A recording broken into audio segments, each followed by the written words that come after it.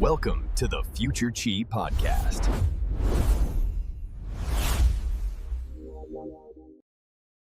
I want you to picture a morning ritual. It's 6 a.m. You're standing in front of the bathroom mirror. We've all been there. The overhead light is it's unflattering, way too bright. You're groggy and you're brushing your teeth. And then maybe you saw a video online, maybe a TikTok, or maybe your stomach just feels a little bit off. You stick your tongue out. The moment of truth. You look at it. I mean, you really look at it. And you see, well, it's a landscape. Maybe there's a thick white coating. Maybe the edges are kind of puffy. Maybe it looks like a strawberry. Yeah, maybe it's super red. And you have that split second of panic. Is that normal? Am I dying? Or did I just go too hard on the pizza last night? It's the universal is my body falling apart check. Usually we just, scrape it off and get on with our day. But looking at the stack of research we have for today's conversation, that might be a huge missed opportunity. Because the central argument here is, it's pretty wild. It is. The research suggests that the thing inside your mouth isn't just a muscle for tasting coffee. It is a high-fidelity dashboard for your entire biological system. And the dashboard lights are flashing. For a lot of people. But here is the twist, and this is why we're really digging into it today. We aren't just looking at ancient texts about, herbal medicine. We have this massive collision happening in the data. Mm-hmm. On one side, you have the old master. You can picture the dusty clinic, the smell of herbs, a practitioner with 50 years of intuition who looks at your tongue and talks about your spirit. The intuitive, the analog approach, it's all about feeling and experience. And on the other side, crashing right into him, is the AI architect. And we are talking about dense research papers detailing things like UNet architectures, color correction algorithms, and just massive, massive data sets. It's pixels versus pulse. Cold, hard data versus human intuition. And that's the big question we're trying to answer today. Can a machine, a cold, unfeeling algorithm, actually understand the nuance of human health better than a wise old doctor? Can we translate chi, and yes, for everyone listening, that's spelled Q-I-I, but it's pronounced chi like cheese. Can we actually translate chi into Python code? That is the multi-million-dollar question. And the answer is, well, it's surprisingly complex. It's not a simple yes or no. So before we get into the robots and the lasers, we have to ground this. Why the tongue? I mean, really, we have blood tests, we have MRIs, we have Fitbits tracking our every step. Why are we so obsessed with looking at this wet, pink muscle? It is a fair question. It feels primitive, doesn't it? Like something out of the Middle Ages. But if you look at the embryology, so how the body actually forms in the womb, the tongue is completely unique. It is practically the only internal organ that is externally visible without, cutting you open. Internal organ is such a heavy phrase for something I used to lick stamps. It is, though. I mean, think about it. It is incredibly vascular. It is just packed with blood vessels. It has one of the fastest cell turnover rates in the entire body. So things show up there fast. Very fast. And critically, it's directly wired into your digestive tract and the autonomic nervous system. It's a direct line to your gut and your brain. So it's responsive. It's not just sitting there doing nothing. It's extremely responsive. In traditional medicine, and now increasingly in modern integrative medicine, the tongue is viewed as a map, a literal map. Different areas of the tongue correspond to different organ systems. So it's not just about what you ate for lunch an hour ago. Oh, not at all. Think of it like the check engine light in your car. I do love a good car analogy. It helps. We all do. So you know how a car has that state where it isn't broken down on the side of the road, smoke pouring out of the hood? Right. But it isn't running perfectly either? Yeah, that is basically my car all the time. It makes that weird rattling noise when I turn left, but it still gets me to work. Exactly. The engine isn't dead, but maybe the timing belt is a little loose or the oil is dirty. In health, we call that the sub-health state. Okay, I circled that term 3 times in the notes, sub-health. It feels very, very relevant to modern life. It is. The statistics in our sources are staggering. They mentioned that something like 75% of people fall into this category. 75%, that's most of us. It is. You aren't sick enough to be hospitalized. You aren't technically diseased by the standard Western medical definitions. If you go get a blood test, the doctor might look at the results and say, everything looks within normal range. You're fine. But you feel terrible. You're tired all the time. You have brain fog. Your digestion is off. You just feel heavy, weighed down. And you feel completely gaslit by your own blood work. Yes. Exactly. You're holding this piece of paper thinking, if I'm so healthy, why do I feel like absolute garbage? That is subhealth. Ah. And the argument here is that while a standard blood test might miss that subtle imbalance because you haven't hit the pathological threshold yet, the tongue shows it early. The check engine light comes on before the engine explodes. Precisely. It's the early warning system.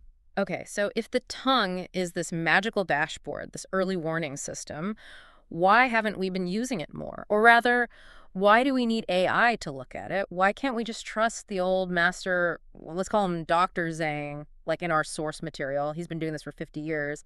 He looks at the color, the shape, the coding. What's the problem with that? Well, the problem isn't Dr. Zhang, actually. If you could clone Dr. Zhang 1,000,000 times and put him in every clinic, we probably wouldn't need the AI for this. Okay.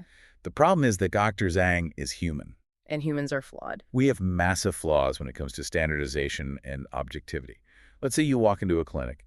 Dr. Zhang might look at your tongue and say, in his expert opinion, that is a crimson red tongue. Right. But then you go to a different doctor down the street, maybe Dr. Lai, and she says, no, that's purplish red. Who's right? It's totally subjective. It's like asking two people to describe the color of a sunset. You'll get two different answers. Complete subjectivity. Plus, think about all the other variables. What's the lighting in the room? Are you near a window with natural light, or is it a horrible fluorescent bulb? That would change everything. And then there's the fatigue factor. A doctor seeing their 30th patient of the day at 5 p.m. is not as sharp, not as perceptive as they were for the first patient at 9 a.m. I feel that. By 4 p.m., I can barely read my own emails, let alone diagnose a subtle shade of pink on a moving target inside someone's mouth. And that is where this idea of the intern dilemma comes in. We have this persona in the research, Alex, the student, and Alex is terrified. Of course. He is looking at a tongue and thinking, okay, I think that's a peeled coating, but maybe I'm just imagining it. Or maybe the light is just weird. The stakes are incredibly high. If you get the diagnosis wrong, the treatment is wrong. It's the anxiety of the novice. You don't have the 50 years of pattern recognition that Dr. Zhang has. Exactly. So Alex is worried about being wrong. Dr. Zhang is worried about being tired. And the patient is just worried about being sick. There's so much room for human error. So, enter the AI architect. Enter the machine. The big promise here is consistency, objectivity. But I have to admit, when I first read the term AI tongue diagnosis, I just pictured taking a selfie with my iPhone and having Siri tell me I have the flu. And that's the mobile paradox. Everyone thinks that. Right. I thought, well, everyone has a supercomputer in their pocket. Just snap a pic, send it to the cloud, boom, you get a diagnosis. But looking at these engineering papers, it is absolutely not that simple, is it? It is so much more complicated than that. And this is probably the single biggest hurdle for this technology becoming mainstream. We call it the Instagram problem. Because we all want to look better than we actually do. And so do our phone manufacturers. Think about it. When you take a photo of your dinner on an iPhone or Google Pixel or a photo of your face, the phone software automatically processes that image behind the scenes. You don't even have to do anything. Nothing. It boosts the saturation. It warms up the colors to make the food look appetizing or to make your skin look healthy and glowing. Right. Nobody wants a photo of gray, sad-looking spaghetti. And nobody wants a selfie where they look pale and sickly. The phone fixes it for you. It fixes it for social media, but it breaks it for medicine. If you are trying to diagnose a medical condition based on specific shades of red or pale white, that automatic filter is a complete disaster. It corrupts the data at the source. How so? Give me an example. Okay, so a warm filter might make a pale blood-deficient tongue look healthy and pink, so the AI would miss a sign of anemia. A vivid filter might make a normal pink tongue look bright red, suggesting a fever or inflammation that isn't actually there. So you could literally be sick, you could be anemic, but your iPhone is gaslighting you into thinking you are fine because it wants you to look pretty for your followers? Essentially, yes. Your phone's priority is aesthetics, not diagnostics. That is why all the serious research in the sources emphasizes the absolute need for color correction algorithms. And what does that involve? The AI needs the raw truth, not the beautified version. So in clinical settings, they use standard color cards, things like the X-Rite Color Checker Passport. It's a little card with squares of scientifically precise colors. Oh, I've seen photographers use those. Same principle. You take a photo of the tongue with the color card in the frame. The software knows what those color squares are supposed to look like, compares it to how they look in the photo, and then calculates the distortion caused by the lighting in the camera. It then applies a correction to the entire image. So it mathematically removes the Instagram filter. It removes the filter, removes the weird lighting. It gets you back to a standardized, objective reality. Yeah. The papers are clear. If you are not color correcting, you are just guessing. Okay, so let's get into the how. Let's say we have our perfect color-corrected image. I want to understand what the robot is actually doing, because I imagine it's not just looking at the picture the way we do, it's breaking it down into pure math. It is. The tech stack here is really, really cool, even if you aren't a coder. It all starts with something called segmentation. Segmentation, is that like just cutting it up? Think of it like a digital cookie cutter, a really, really smart one. You have a photo of a person's open mouth. In that photo, you have the tongue, sure, but you also have lips, teeth, maybe a bit of a mustache, some background wall tiles, maybe a chin. All of that other stuff is noise. It's irrelevant. It's garbage data to the AI. It will confuse the analysis. The AI only wants the tongue. So it uses an architecture called UNet, or in more advanced papers, VDA UNet. Okay, explain UNet to me like I'm 5. Imagine you have a stencil. A magical stencil that knows exactly what a tongue looks like versus what a lip looks like in thousands of different shapes and sizes. The AI algorithm effectively lays that stencil over the image and traces the tongue's outline with incredible precision. It's just drawing a line around the tongue. A pixel-perfect line. It cuts out the tongue from the background. The accuracy's wild. The sources we have cite a 96.73% accuracy rate for just finding the tongue and isolating it perfectly. So it ignores the mustache. Good to know. It deletes the mustache from the equation. So once it has the tongue cut out, it moves to the next stage, which is classification. This is where it actually makes a decision. Right. This is usually done by what are called convolutional neural networks, or CNNs. This is the taste tester part of the process, metaphorically speaking. Yeah. It analyzes the pixels of the isolated tongue to make a series of binary decisions. Is it red or pale? Is the coating greasy or is it dry? Is the shape pointy or swollen? It's asking a series of yes/no questions about the image. Thousands of them all at once. But here's something I saw in the notes that confused me at first, too. It talked about color space. It said computers usually use RGB, but for this medical AI to work, it has to use something called C-Lab. C-Lab. Yes. It sounds like a villain's lair in a James Bond movie. It really does. Welcome to the C-Lab, Mr. Bond. But it's actually, it stands for Commission Internationale de l'Éclairage. Yeah. It's a French standards body. And here's the problem with RGB red, green, blue. That is how your TV and your phone screen display color. It's additive. But the math of RGB doesn't actually match how the human eye perceives the difference between colors. What do you mean by difference or distance? I mean, how different do two colors look to you? In RGB, the mathematical difference between a dark red and a purple red might be numerically small, but to your eye, they look like totally different colors with different medical implications, or vice versa. Two colors could be far apart in RGB numbers, but look very similar to us. RGB is built for machines, for screens, not for human perception. Okay, I think I follow. C-Lab is a color space specifically designed to model human vision. It's what's called a perceptually uniform space. It separates lightness, the L, from the color channels, the A and B. A is the green to red axis, and B is the blue to yellow axis. So why does that matter for my tongue? Why go through all that trouble? Because it allows the AI to strip away the lighting conditions. Is it a dark room or a bright room? And focus purely on the pigment.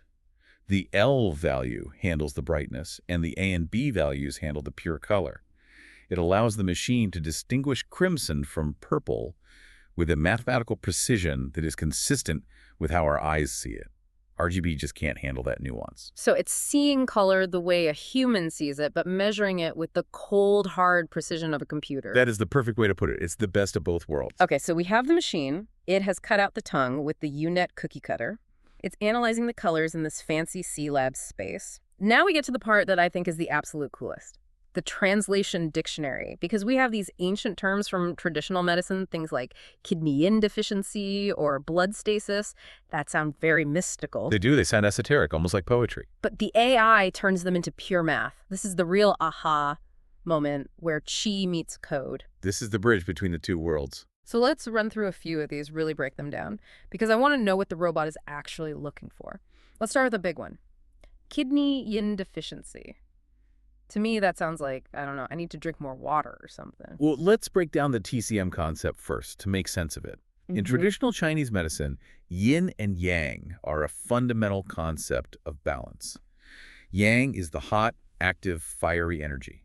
Yin is the cooling, moistening, calming aspect of the body. Think of it as the coolant in your car radiator. Okay, coolant, I get that. If you are deficient in yin, your radiator is running on empty. What happens to the engine? It overheats. It overheats. You run hot. You get dry. So a person with a yin deficiency might have night sweats, a dry mouth and throat, maybe a low-grade fever in the afternoon, or feel flushed and anxious. So the engine is overheating because there is no water. Correct. So visually, what does the old master, Dr. Zhang, look for on the tongue? He looks for a tongue that is very red because of all that heat and has no coating, or a very, very thin, patchy coating. It's described as peeled. It looks polished, almost like a piece of raw meat. That is a very visceral image. It is. A healthy tongue should have a thin, uniform white coating, like a light dusting of frost on a lawn. A yin-deficient tongue is a parched desert. Okay, so we have the visual, red and peeled. How does the AI translate that into code? What's the equation? So the AI translates red into a specific hue value in the color space. The papers might say, for example, hue is greater than 0.6. That's the easy part. But for peeled and smooth, it uses a fascinating metric called texture entropy. Texture entropy. That sounds like a sci-fi band name. I listen to them. In image processing, entropy is a measure of randomness, complexity, or roughness. Think of a photograph of a gravel road. It's chaotic, it's rough, every pixel is different from its neighbor. That is high entropy. Okay, high entropy equals rough. Now think of a photograph of a perfectly smooth ice skating rink. It's uniform, it's predictable, it's smooth. That is low entropy. I get it. Less chaos, less entropy. Exactly. A healthy tongue has a coating, which is made of tiny papillae and bacteria, so it has a certain amount of roughness. It has medium to high entropy. A peeled, yin-deficient tongue is abnormally smooth, so it has very low entropy. Ah, so the algorithm is just a simple piece of logic? Super simple. If hue value is high, meaning red, and texture entropy is low, meaning smooth, then the AI outputs the diagnosis: probable kidney yin deficiency. That is wild. It literally turns this ancient, seemingly spiritual concept into a simple mathematical equation. It's demystifying the magic. It is. It's saying this isn't a vibe. It's a quantifiable texture calculation. Yeah. It's reproducible. Okay, let's do another one. This one comes up all the time. Spleen chi deficiency. I feel like I hear about the spleen a lot in these circles, but it's not the organ we think of in Western medicine. Not at all. In TCM, the spleen isn't about red blood cells. It's the digestive manager. It's the central hub of digestion that transforms the food you eat into energy, or qi, and blood. So if your spleen chi is weak, Your whole digestive system is sluggish. You're tired after eating. Maybe you get bloated easily. Your muscles feel weak and heavy. You just don't have enough energy. okay, so low energy, sluggish digestion. What does that do to the tongue? Because the system is sluggish and not transforming fluids properly, fluids start to accumulate. Dampness builds up in the body. And the tongue, being a muscle, actually gets swollen. It gets bigger, puffier, fatter. Fat tongue. That's a strange thought. And because it is fat and swollen, it expands and presses out against the inside of your teeth. Oh.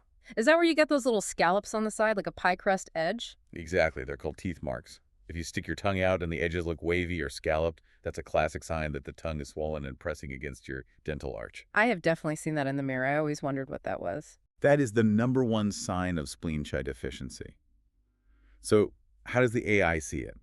First, it often looks for high luminance because a pale, wet, swollen tongue tends to reflect more light. Okay, it's brighter. And then, for the teeth marks, it performs something called contour curvature analysis. Contour curvature analysis sounds very technical. It's pretty slick. The algorithm traces the exact edge of the tongue that it segmented earlier. Then it measures the geometry of that line. Is it a smooth, gentle curve? Or does it repeatedly dip in and out in a rhythmic pattern that matches the shape of teeth? It calculates the curvature of that edge to mathematically detect the scallops. That is so much more sci-fi than just calling them teeth marks. Right. But it's the exact same clinical finding, just translated into geometry. Let's do one more of these because they're fascinating. Blood stasis? This one just sounds pretty serious. It can be. Blood stasis implies that circulation is blocked or impeded somewhere in the body. It's not flowing smoothly. This can be related to chronic, fixed stabbing pain, like in some types of menstrual cramps or arthritis, or even more serious things like heart issues. So poor circulation. What's the visual sign on the tongue? There are a couple. You might see distinct purple spots or patches on the body of the tongue. Purple is the color of deoxygenated, stagnant blood.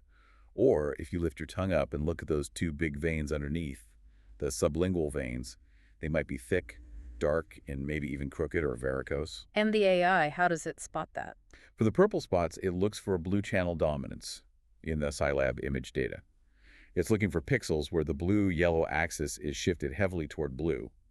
And for the veins, it's pure measurement. It identifies the veins and measures their width in pixels, then converts that to millimeters. And there's a threshold. There is. Yeah. The research we looked at suggests that if the vein width is consistently greater than 2.7 millimeters, it flags it as a significant sign of blood stasis. 2.7 millimeters. That is incredibly specific. That's something a human eye could easily misjudge. That is the power of the machine. A human might say, those look a bit thick to me.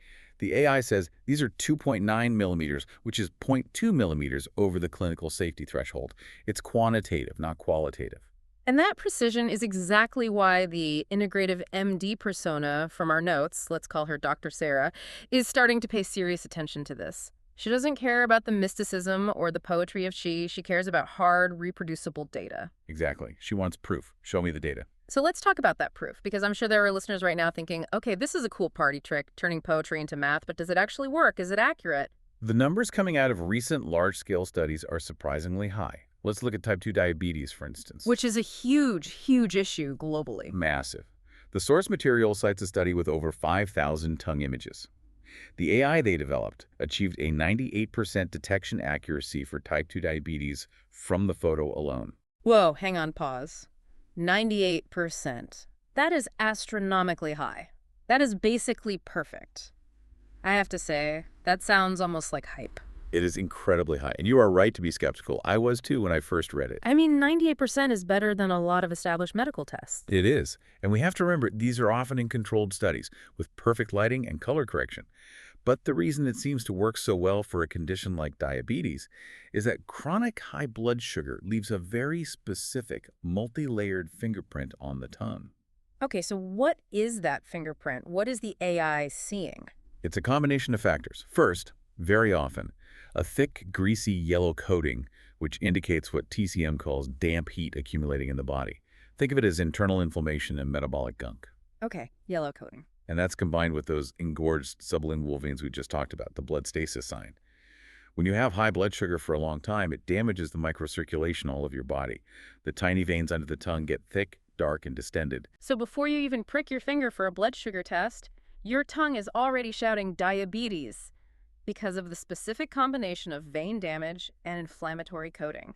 In many cases, yes. Right. The AI isn't just seeing one thing. It's a powerful pattern recognition machine, and it's picking up on the signature of vascular damage and systemic inflammation simultaneously. That is absolutely fascinating. What about other conditions? Gastritis, which is just inflammation of the stomach lining, a very common problem. The accuracy in one study there was 94.24%. 94%. Still incredibly high. And the notes for our talk today mention that this is actually, in some cases, higher than the diagnostic accuracy of some human endoscopists. Wait, higher than the doctor who is literally putting a camera down your throat and looking at your stomach? It's hard to believe, but sometimes yes. Because identifying the very specific visual patterns on the tongue, like a patchy, peeling coating that looks like a map, which is a classic sign of stomach inflammation, can be very consistent. A human doctor might blink or look away for a second or just have a cognitive bias. The AI just stares at the pixels until it finds the pattern it was trained on. And that leads us to maybe the biggest selling point of using AI in medicine, reliability, the idea that the robot just doesn't have a bad day. Exactly. The term for it is retest consistency. If I show the AI the same photograph of a tongue on Monday morning, and I show it the exact same photo again on Friday afternoon, what diagnosis does it get? The exact same one. The exact same one, 100% of the time. It never disagrees with itself. Whereas Dr. Zhang might be in a bad mood on Friday, or he might have just had a big lunch and he's sleepy, or he had an argument with his wife. Or he's just distracted by the 20 other patients he has to see. Humans are variable. We are inconsistent by nature. Machines are constant, and in diagnostics, constancy is king. This all sounds almost too good to be true. 98% accuracy. Perfect consistency. Why aren't we all doing this right now? Why isn't this built into my bathroom mirror already? Well, now we have to talk about the dirty reality. pristine world of a research lab is very, very different from your messy bathroom at 6 a.m. The gotchas. A lot of gotchas. We already talked about the phone filters, which is a huge one. But think about your environment. What did you do before you looked in the mirror this morning? I drank a coffee, a large one, Yeah. immediately. Boom. You just broke the diagnosis. You're talking about the Starbucks factor. Exactly. Coffee contains tannins that stain the tongue brown or a dirty yellow-brown. In TCM, a brown or blackish tongue coating indicates something called false heat or internal cold. It can be a sign of a very serious advanced disease. But actually, I just had a latte. Precisely. The AI sees brown, it calculates high hue and low saturation, and it might diagnose you with a serious febrile disease. But you're not sick, you're just caffeinated. What about other things? I went through a phase where I was putting turmeric in all my smoothies because I read it was good for inflammation. And now your tongue is bright fluorescent yellow. And the AI thinks I have jaundice or liver failure. Or what TCM would call severe damp heat. Mm-hmm. The AI is incredibly smart, but it completely lacks context. It doesn't know what you ate for breakfast, it doesn't know you just had a blueberry muffin and now your tongue is purple. So the AI sees blood stasis because it's purple, but it's actually blueberry muffin stasis. Exactly. And then there's the lighting problem again. We touched on this, but it is probably the biggest practical barrier to at-home use. Most of us use warm, white light bulbs in our bedrooms and bathrooms. They're around 2700 Kelvin. They make everything look cozy and yellowish red. Which makes me look healthier, honestly. I hate those cold blue-white office lights. They make everyone look like a zombie. We all do. But for a medical diagnosis, that cozy warm light is a lie. It artificially shifts every color toward red, making the AI think you have heat or inflammation when you don't. To get that 98% accuracy we talked about, the studies use a standardized D65 illuminant, which is a precise simulation of clinical northern sky daylight. So unless I'm willing to install a professional photography studio lighting rig next to my toothbrush, I'm introducing a massive amount of error into the system. Precisely. You can just hear the conversation now. Honey, why is the bathroom brighter than the surface of the sun? I'm just checking my G. I can see that going over really well. And there is another really modern problem that the sources mention, the Ozempic tongue. Oh, this is a fascinating one. Uh, Because of the new weight loss drugs, right? Yeah. But yes, these medications, the GLP-1 agonists like Ozempic or Wegovy, they often cause rapid weight loss, changes in appetite, and sometimes significant dehydration. This can dramatically change the tongue surface. It can create a dry, peeled look that perfectly mimics a classic yin deficiency pattern. So the AI sees the exact pattern for yin deficiency. Red, no coating. But the root cause isn't a systemic constitutional imbalance. It's a direct side effect of a medication. Exactly. The AI sees the what, but it has no idea about the why. It lacks the patient history. It can't ask, are you on any new medications? And the biggest enemy of all, we mentioned it briefly, but it's the selfie bias. The beauty filters. And it's not just the phone doing it automatically anymore. Patients are actively applying filters before they take a picture for their doctor. They do. It's almost a reflex now. People are conditioned to smooth out their skin, brighten their eyes, and whiten their teeth in photos. But when you use a smooth skin filter, what is it actually doing? It's blurring the image to reduce texture. And it blurs the tongue coating. It erases the texture. And that texture, the entropy, the thickness, the greasiness, the moss, that is the data. You are literally scrubbing the crime scene of all the evidence. You've smoothed it out to look pretty, but you've completely erased the diagnosis in the process. It really highlights this strange cultural clash between our desire to look good and our desire to be well. They're often in direct opposition. They really are. So we have this AI that can see things we can't with a precision we can't match, but it can be tricked by a latte, a light bulb, or a vanity filter. This brings us right back to the philosophical battle, the old master versus the machine. Because Dr. Zhang, the old master, he still has some very strong arguments that the AI people haven't quite solved yet. He does. And his biggest, most profound argument is about Shen. The spirit, that sounds uncodable. He says, and this is a quote from one of the articles, a photo is a corpse of a moment. It's dead data. When a human doctor looks at you, they aren't just looking at the color of your tongue. They're looking for a glint in your eyes, a vitality in the flesh of the tongue. Is it alive? Is it vibrant? Or is it dull and withered? Can code quantify charisma? Can an algorithm measure the spark of life in someone? Not yet. There is a certain quality of life and vitality that static pixels really struggle to capture. And then there's the liar paradox, which is a really clever problem. Ooh, I like the sound of that. Yeah. What is the liar paradox in this context? Okay, imagine a patient comes in, you look at their tongue, and it's bright, beet red. In the system we've been discussing, red almost always means heat fever, inflammation, hyperactivity. Okay, red equals hot. Simple enough. But the patient is curled up in a ball on the examination table, shivering under 3 blankets. They're complaining of being freezing cold. Their hands and feet are like ice. So their tongue looks hot, but their body acts cold. That's a direct contradiction. It is. In TCM, this is a classic and very serious pattern called true cold, false heat. The body's core is so profoundly weak and frozen that the last little bit of yang energy, the last bit of warmth, floats up to the surface, making the face and tongue look red. But it's a fake signal, an illusion. And the AI just sees the red. It doesn't see the shivering patient. The AI sees red and says, diagnosis, excess heat, prescription, cooling herbs, clear the heat, which in this specific case would be dangerous. It could extinguish their last bit of fire and make the patient much, much worse. But a human sees the shivering. A human feels the weak pulse. A human has the full context. The AI is looking at the world through a keyhole. That's a great way to put it. It has incredible focus, but maybe it's too focused. It misses the rest of the room. It's missing the human. And there's the stiffness test. A photo is static. It's a snapshot in time. But often, a good doctor will ask you to stick your tongue out and hold it there for a few seconds to see if it trembles or quivers. A trembling tongue. What does that mean? Yes.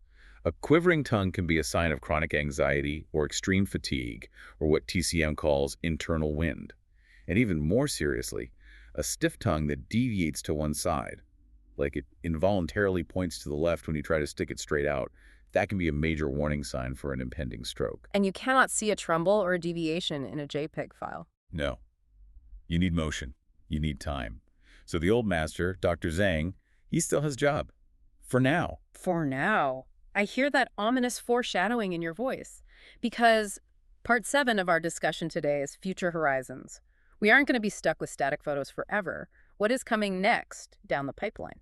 Well, to solve that stiffness problem, the obvious next step is video.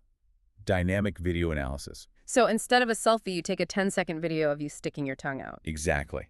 And with high-speed video from a modern smartphone, an AI can track microtremors that are far too fast or subtle for the human eye to even perceive. We are talking about the potential to detect the earliest stages of Parkinson's or severe anxiety states based on the vibration of the tongue muscle, possibly years before your hand even starts shaking. That is incredible. So it's not just about matching the old master anymore. It's about surpassing him in raw sensory sensitivity. Exactly. It's about seeing things that human eyes simply can't. And then there's hyperspectral imaging. Okay, that sounds like something straight out of Star Trek. Captain, engage the hyperspectral scanners. It basically is. Your normal camera sees 3 bands of light, red, green, and blue. A hyperspectral camera can see hundreds of different bands of light, including parts of the infrared and ultraviolet spectrum that are invisible to us. It can see deeper into the tissue. So what does that let you do? Can it see what's under the tongue coating? Yes, that's one of the most exciting applications. The old master might have to physically scrape away a thick tongue coating to see the color of the root underneath.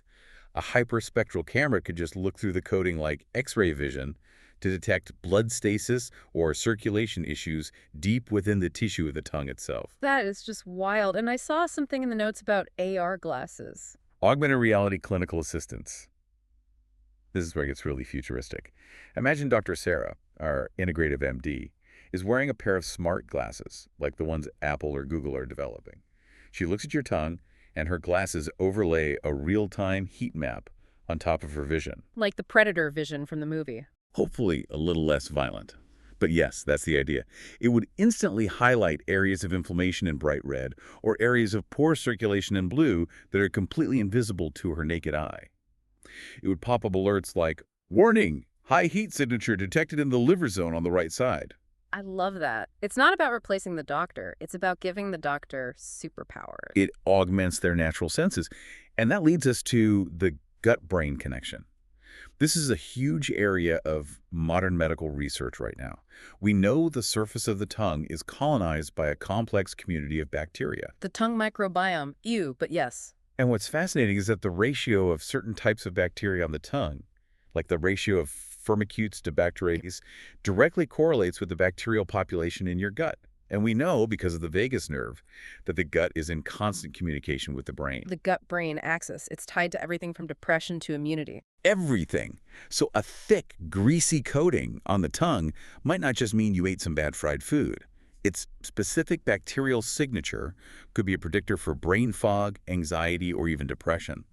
The AI could potentially diagnose mental health risk factors just by analyzing the bacteria film on your tongue. That is profound. It really brings it back to that core idea that the body is one big, deeply connected system. You can't separate the mind from the mouth or the gut from the tongue. Everything is connected. So we have the tech, we have the science. Let's bring it home to the listener. What does this mean for us, practically? Are there going to be apps for this? Oh, absolutely. The app concepts section of our research is really fun to think about. Imagine an app on your phone called the Daily Tongue Tracker. I would download that in a heartbeat. You wake up, you take a standardized, color-corrected photo every morning. The app then stitches them together into a time-lapse video. You can literally watch your health changing over weeks or months. That is so much better than just stepping on a scale. A scale just tells me gravity exists and I ate a burrito. This could tell me about my internal inflammation levels. And it gamifies it. It gives you positive reinforcement. Hey, your internal inflammation score dropped 20% this week. Keep drinking that ginger tea. Or, warning, damp heat score is up. Maybe avoid dairy and sugar today. It gives you immediate feedback on your lifestyle choices. I like that, because sometimes you eat a salad and you don't feel different immediately. You don't get that dopamine hit. But if your tongue score improved by 10 points, you'd be motivated to stick with it. Exactly. And then there was the safety shield concept. This is potentially huge for people who are taking multiple medications or supplements. Let's say the AI scans your tongue and sees clear signs of blood stasis, those purple spots we talked about. In TCM, a common and effective treatment would be to take herbs like peach pit or tau-ren to break up that stasis and improve circulation. Okay, makes sense. But what if the app also has access to your medication list from your pharmacy? And it knows you are also taking warfarin, a powerful prescription blood thinner. The app would flash a giant red warning.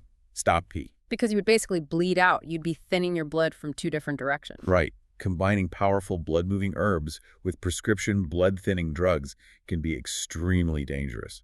The app acts as an intelligent safety layer, cross-referencing the visual diagnosis with your known medical history. That saves lives. Literally, it prevents the, I read about this herb on the internet and decided to try it. Disaster. It empowers the patient with information, but also protects them with guardrails. And that is the ultimate takeaway here, I think. We are moving toward the era of the quantified self. It's not about replacing the doctor. It's about knowing yourself on a deeper level. Imagine waking up, snapping a photo, and knowing exactly what your body needs that day.